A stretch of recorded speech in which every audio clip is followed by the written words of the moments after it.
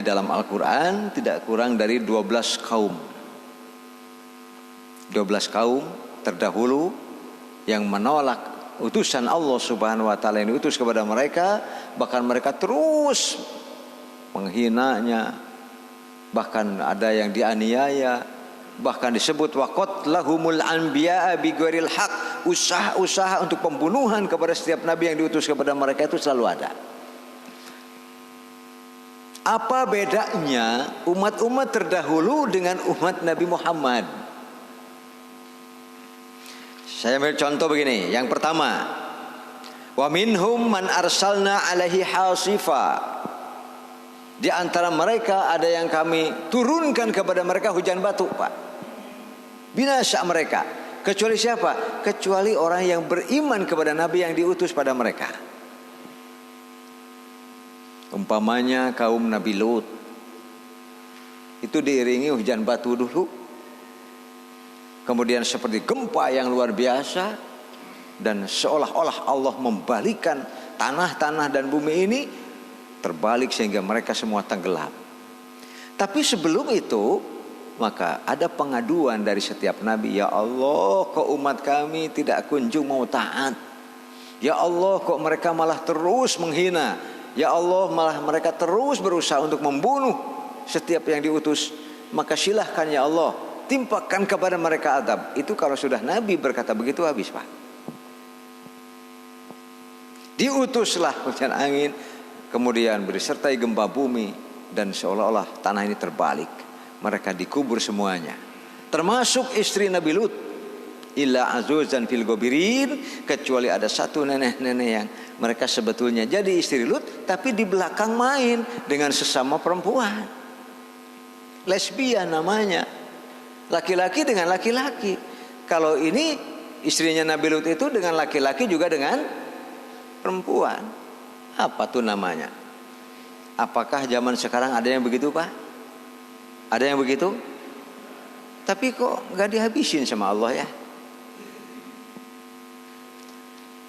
Kaum Antakiyah di Yaman, yang nanti di salah satu ayat disebutkan bahwa mereka paling maju pada saat itu, teknologinya, ekonominya luar biasa, dengan bangunan-bangunan yang mega, kekayaan yang melimpah ruah. Tapi penyakitnya selalu saja menipu orang, mendoli orang dalam perdagangan, Pak. Selalu jual paksa. Orang tidak mau, orang tidak butuh, tapi dipaksa, sehingga orang tidak bisa menghindar kecuali membelinya. Kalau sekarang mungkin macam dunia kuota, Pak. Betul tidak, Pak? Iklan begitu saja memaksa kita. Kalau saya buka Quran, muncul iklan, Pak. Iklannya macam-macam. Kadang-kadang iklannya yang perempuan yang bahenol lagi. Udah iklan itu, iklan ini, sampai coba Ustaz katanya kalau mau buka Quran, buka hadis di aplikasi HP, Pak, itu iklan otomatis masuk, Pak. Apakah pakai kuota? Tidak, Pak. Tak ada detik yang kita tidak bisa menghindar, kan? Ada detik yang tidak bisa menghindar. Itu dibayar, Pak, dan kita tidak mau membelinya. Lalu bagaimana dengan di pasar-pasar? Masih terjadikah penipuan, pengurangan timbangan, pemaksaan jual beli dan sebagainya? Apa sekarang terjadi, Pak? Ke umat Nabi Muhammad awet ya. Kaum Antakiyah Allah utus kepada mereka suara yang keras, mengguntur luar biasa, seperti terjadi gempa bumi, sehingga hancur dulu lantak organ-organ tubuh mereka, Pak. Habis, Pak. Kaum Nabi Lut, silahkan nanti Bapak Ibu, barangkali saya sudah tahu ditulis atau tidak ya. Surah 29, surah Al-Ankabut ayat ke-14. Kalau di sini nggak ada ya. Nabi Nuh diutus oleh Allah. Walaqad arsalna Nuhan ila qaumihi, dan telah kami utus Nuh kepada kaumnya. Falabista fihim alfasanah, Pak. Nabi Nuh itu tinggal bersama kaumnya dan dakwah kepada mereka 1000 tahun, nggak tanggung-tanggung, Pak. Illa khamsina aman, kecuali 50, kata Quran dalam surah Al-Ankabut ya 29 ayat 14. Nabi Nuh diutus kepada mereka, dakwah kepada mereka, hidup bersama mereka 1000 tahun kecuali 50. Jadi 950 tahun. Dari sekian ribu umatnya saat itu, yang beriman cuma 20 orang. 80. Gimana ya dakwahnya itu? Dan gimana otak umat saat itu ya? Sampai akhirnya, ya Allah, rasanya sudah habis kuasaku, habis usahaku, habis dayaku. Sekarang silahkan kepada mereka, Allah mau apakan? Maka Allah Subhanahu wa taala mengirim taupan, ya, dimulai dengan angin ribut, mega mendung yang hitam luar biasa. Setelah itu hujan besar tanpa henti-henti, sampai banjir di mana-mana, seolah-olah di langit tidak disisakan setitik pun air. Istri dan anak Lut habis semua. Nabi Lut dengan umatnya yang hanya 80 orang, disertai dengan binatang-binatang sepasang yang sebelumnya Allah beritahukan habis, Pak. Kaum Nabi Lut habis, semua kaum itu seperti itu. Nah, ini di bawahnya ada Nabi Musa, Pak. Falamma tarol jam'an, ketika dua kelompok ini sudah saling memandang, Pak, antara Fir'aun dengan pasukannya, dengan pasukan-pasukan panah yang handal yang sudah semakin mendekat, panah-panah yang sudah siap dalam bahasa Sunda dibelesatkan, Pak, ditembakkan. Kemudian dengan tombak-tombak, dengan pedang-pedang, dan mereka terus dengan teriakan-teriakan untuk menghabisi umat Nabi Musa. Nabi Musa umatnya lumayan, Pak, 60.000 orang. Dikejar oleh Fir'aun dan sudah saling, dari kejauhan sudah saling melihat, Pak. Falamma tarol jam'an, qala ashabu Musa, jamaah Nabi Musa ini berkata, Musa mana? Barangkali dalam bahasa kita, jadi ustadz harus tanggung jawab. Katanya kita kalau mau selamat harus begini, kalau mau bahagia harus begini, kalau mau berkah harus begini. Ketika diikuti, gimana ini? Pasukan semakin dekat, kemudian kita tidak bisa melajukan perjalanan karena mentok di Laut Merah, Pak. Nah, dia ustadz, tergantung ustadznya. Kadang-kadang ustadz malah nangis duluan, ikut bingung, Pak. Kumaha atunya cenah ada abdi oge, bingung gitu kan. Gak boleh itu. Kalau kita sudah ngajak-ngajak, ya harus bertanggung jawab, Pak. Paling tidak bagaimana solusinya, bagaimana nasihat yang baiknya, terutama bisa menenangkan umat yang bisa Bapak Ibu bayangkan, ada bapak-bapak, ibu-ibu, nenek-nenek, kakek-kakek, anak-anak dibawa semua dengan beberapa kekayaan harta yang untuk perbekalan. Tapi begitu mentok di laut, mau apa? Musa mana? Di sini kalau yang namanya istighosah, Pak. Inilah istighosah. Hak seorang nabi sendiri saja ia bicara kepada Allah Subhanahu wa taala. Ya Allah, ini tidak ada jalan lain lagi. Sudah cukup dakwahku pada mereka, sudah cukup kepedihan. Gitu kan? Intimidasi, penganiayaan, penzaliman terhadap umatku ini. Maka silahkan ya Allah, apa yang akan kau lakukan.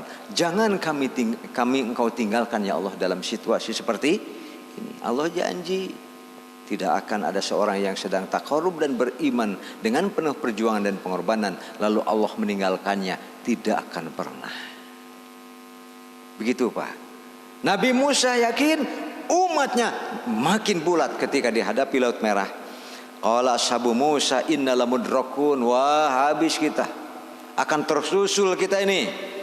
Qala kalla inna ma'iya rabbi sayahdin. Tenang, Allah tidak pernah meninggalkan umatnya yang sedang taqarrub dan saleh. Selalu saja, setiap kali masalah, di situ juga jalan keluarnya, Pak. Silahkan bapak-bapak mungkin muhasabah ya. Bandingkan dengan ketika kita sedang taqarrub, sedang dekat kepada Allah, sedang siap untuk berkorban lillahi, demi Allah dan sebagainya. Itu tenangnya juga luar biasa, Pak. Nikmatnya juga luar biasa. Bandingkan dengan ketika kita harus berbuat dosa, berbuat salah dengan sembunyi-sembunyi, ditakut diketahui itu, takut diketahui ini dan sebagainya. Takut image orang jadi berubah, kegelisahan selalu menanti Anda, menyertai Anda. Wa may yattaqillah yaj'al lahu makhraja. Ini sudah rumus yang tidak bisa diubah dari Allah Subhanahu wa taala, bahwa setiap yang bertakwa kepada Allah, Allah uji dengan masalah, tapi sebetulnya di situ juga solusinya selalu menyertainya. Ma'ya Rabbi sayahdin, sesungguhnya bersama kita adalah Allah dan Allah pasti akan memberikan solusinya. Fahaina ila Musa, mungkin secara ilmu alam ya, ini bisa bisa dipelajari mengapa bisa terjadi demikian. Mungkin atau tidak mungkin. Tetapi mujizat Nabi Musanya adalah yang Allah berikan, anidrib bi'asokal bahra. Musa, pukulkan tongkatmu ke laut. Fanfalaqa, maka belahlah laut itu. Fakana kullu firkin kattawzil azim. Terus kalau dalam bahasa Sunda namanya nyengled, Pak. Bahasa Indonesia apa, Pak? Terus air itu ke pinggir terbelah, sehingga menggulung-gulung di kanan dan di kiri bagaikan gunung-gunung raksasa yang terus Bapak bayangkan, Pak. Nah, ujian keduanya, berani nyebrang enggak? Ini solusi di depan. Sudah dipastikan ini solusi dari Allah. Diuji lagi katakan mereka, berani enggak nyebrang? Percaya tidak bahwa Musa ini utusan Allah? Bulat tidak bahwa Allah tidak akan mengabaikan dan membinasakan hambanya yang sedang dekat kepadanya? Ayo. Maka Nabi Musa dan kawan-kawannya menyeberang gitu, Pak. Kemudian wa azlafna thammal akhari fa auhayna Musa wa mammahu ajmain, lalu kami wahyukan kepada Musa, ayo nyeberang. Maka Allah Subhanahu wa taala selamatkan mereka dengan di bawah dasar laut, di kiri kanannya dengan air laut yang menggulung-gulung bagaikan gunung raksasa. Nah, Fir'aun diskusi nih, kita berani enggak? Soalnya enggak ada imannya kan? Tapi karena kesombongan, keponggahan, arogan yang luar biasa, dan tidak ada kecuali diiringi dengan dan diakhiri dengan kehancuran, maka akhirnya mereka mengancam siapa yang tidak ikut menyeberang dan mengejar gitu, Pak. Setelah cukup lama berdiskusi, tapi itu kan jadi tempo juga. Akhirnya kaum Nabi Musa selamat, mereka di tengah. Maka bapak-bapak bayangkan si gunung itu tiba-tiba tumpah dari kanan dan kirinya, sehingga dus terangkat ke atas, Pak. Disitulah malakal maut menampakkan dirinya kepada Fir'aun dan bala tentaranya. Mereka mengucapkan, amantu bi Rabbi Musa wa Harun. Aku iman kepada Musa, aku iman kepada Tuhannya, aku iman kepada Tuhan Musa dan Harun. Terlambat, Pak. Justru pintu tobat tertutup itu apabila malakal maut sudah menampakkan diri kepada kita semua. Sudah terlambat. Habis, Pak, ditenggelamkan. Wa minhum man al-rokna. Kemudian selanjutnya, ini di bawahnya adalah dalam surah Asy-Syu'ara. Kalau tadi kan masih surah Asy-Syu'ara. Jadi bapak-bapak nanti kalau ada waktu silahkan dibaca surah Asy-Syu'ara, surah 20 ya, Pak ya. Surah Asy-Syu'ara dari ayat 1 mulai, itu kan ada kurang lebih 10 nabi, Pak. Dalam surah Asy-Syu'ara peristiwa 10 nabi, meskipun cukup singkat-singkat, agak panjang lah. Ada yang bagiannya agak panjang. Dimulai dengan kepada Nabi Muhammad. Tadi saya sholat juga mengimami diantaranya dengan awal dari surat Asy-Syu'ara. Ya to sin mim la'allaka bakhi'un nafsaka alla yakunu mu'minin. Inna sya'nu nazzil alaihim minas samai, dan seterusnya. Muhammad, kenapa harus sedih? Kenapa harus berkecil hati? Ketika saat kau dakwahi, pertama kali umatmu tidak turut kepadamu. Itu kan? Langsung masuk ke pasir Nabi Musa. Ya, kami telah utus Musa kepada kaum yang zalim, yaitu kepada kaum Fir'aun, kaum Fir'auna alla yattaqun, inni lakum rasulun, dan seterusnya. Lalu setelah Nabi Musa nanti, Pak, masuk ke pasir Nabi Ibrahim. Watslu alaihim naba Ibrahim idz qala li abihi wa qaumihi ma ta'budun. Habis masa Nabi Ibrahim, masuk Nabi Nuh, Pak. Ada cuplikan-cuplikan peristiwa Nabi Nuh. Itu cukup lengkap di surat Asy-Syu'ara.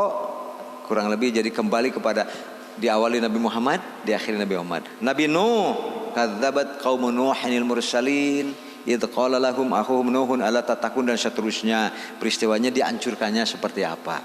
Kemudian Nabi Soleh, kemudian Nabi Hud, dan seterusnya sampai terakhir.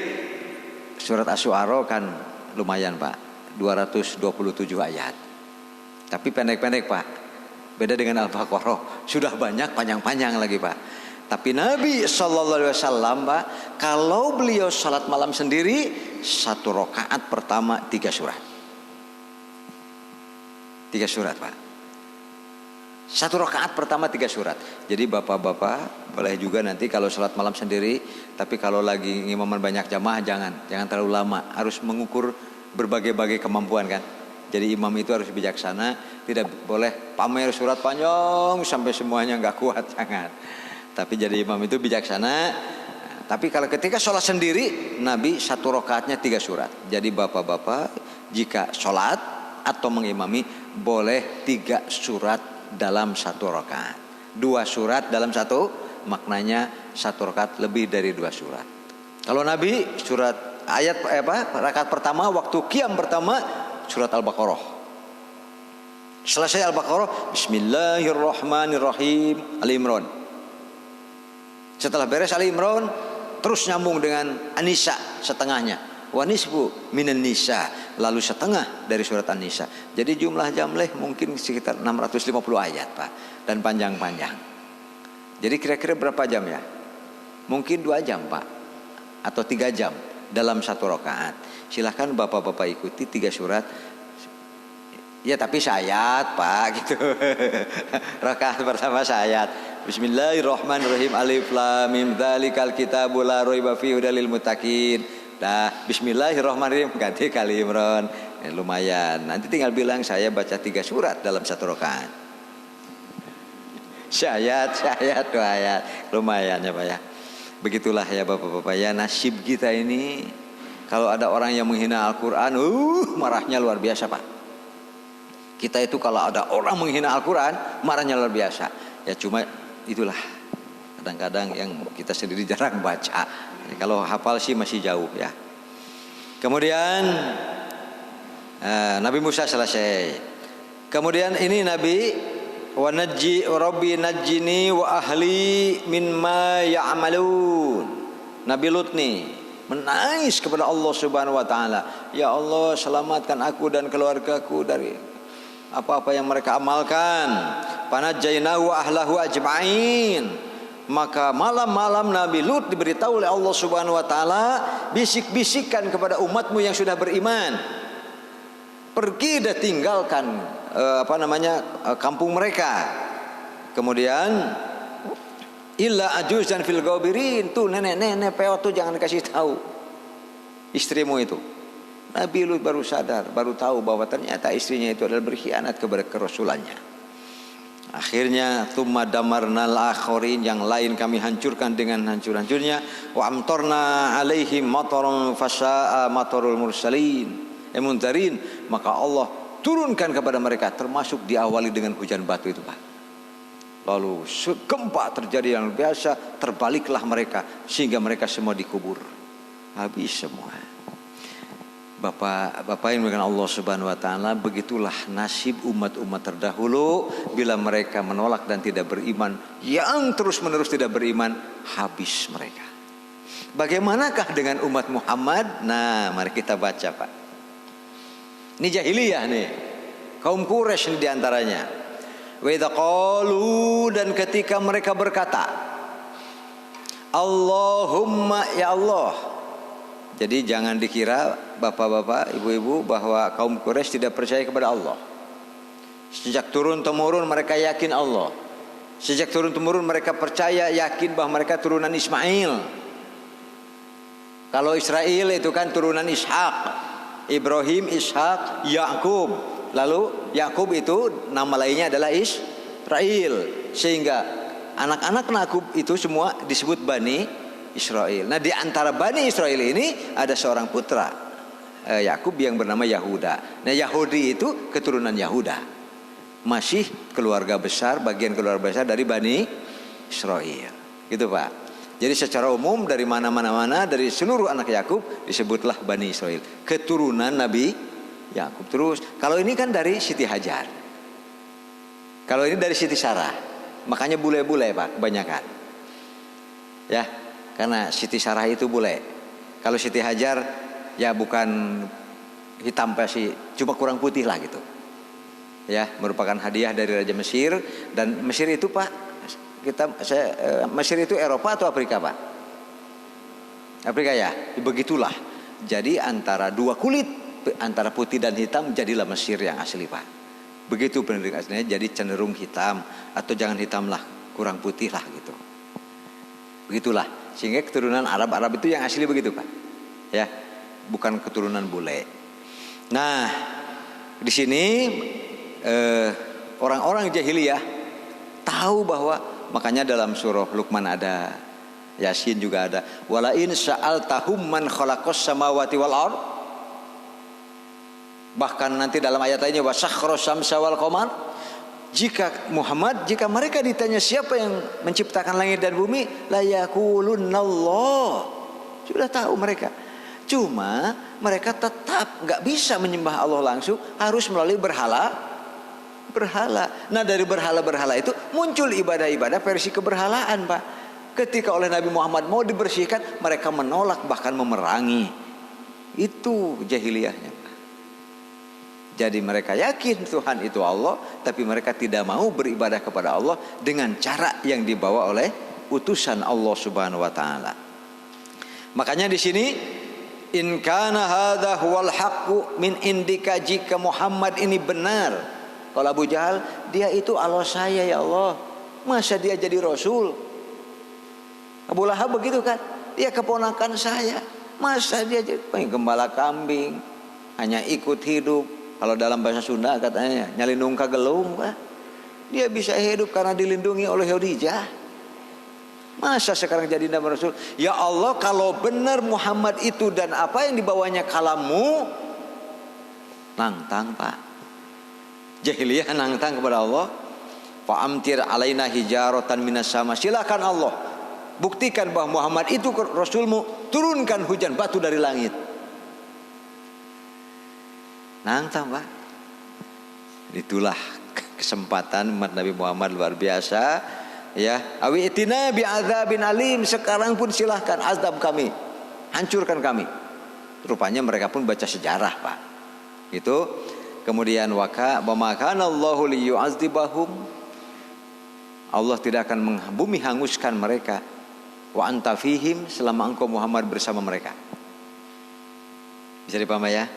Ternyata setiap harinya ada saja, meskipun secara sembunyi-sembunyi, yang menerima dan beriman kepada Nabi Muhammad SAW. Jadi ada Nabi Muhammad di situ sehingga azab tidak turun. Itu Pak bedanya Pak. Jadi diawet-awet. Kemudian wa ma kana Allahu bimu'adzibihim wa hum yastaghfirun. Selama ada yang memohon ampunan, beristighfar kepada Allah, tidak akan ada azab yang merata membumi hanguskan manusia.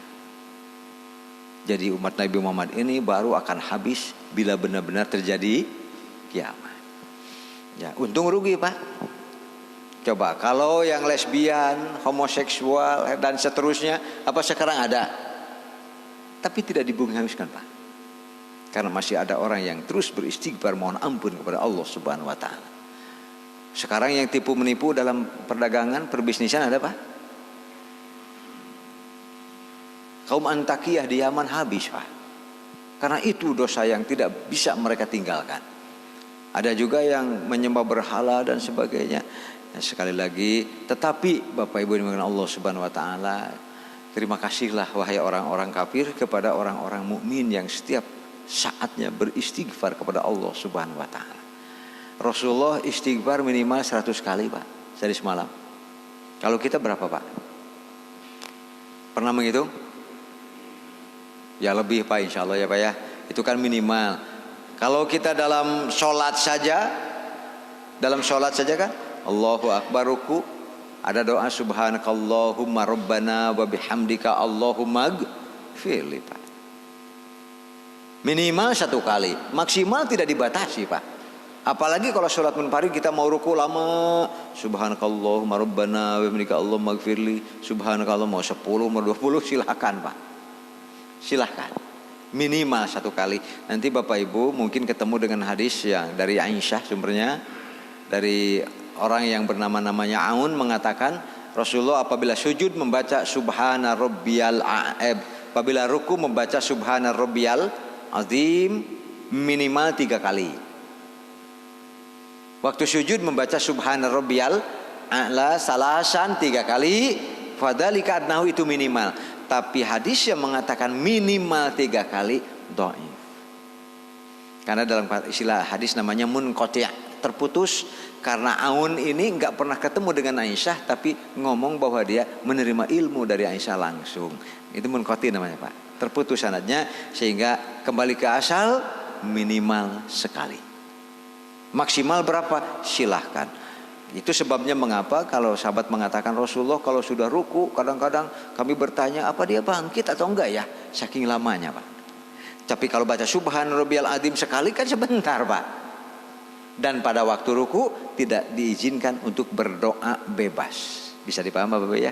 Berbeda dengan waktu sujud, masa setelah baca tasbih yang biasa silahkan. Fa'aksirud doa, ayo butuh apa ngomong kepada Allah di situ langsung saja. Karena faqominun an yustajaba lakum, besar harapan akan dijabah oleh Allah Subhanahu wa taala. Jadi Bapak Ibu, untung rugi kita ini. Pertama, dosa apapun tidak akan ada hancur dan habis.